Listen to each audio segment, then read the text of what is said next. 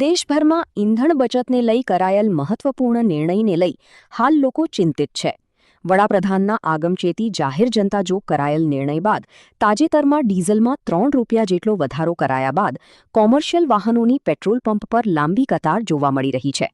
ત્યારે આજે સાંજે કેશોદમાં ટ્રક, ટ્રેક્ટર, જેસીબી જેવા ભારે વાહનોની ડીઝલ પુરાવવા લાંબી કતાર જોવા મળી.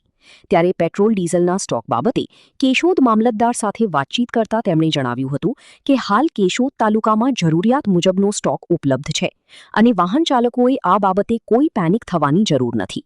ત્યારે દેશના એક જવાબદાર નાગરિક તરીકે ઈંધણની સંગ્રહખોરી, બેફામ ઉપયોગ અને ખોટી અફવાથી લોકોએ સાવચેત રહેવું જરૂરી છે.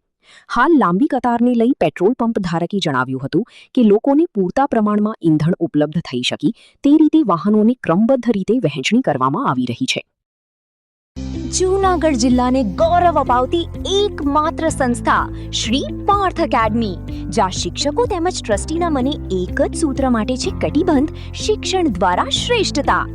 અહીંના કાર્યક્ષેત્રની વાત કરીએ તો કેજીથી ધોરણ 10 અને 11-12 આર્ટ્સ કોમર્સ.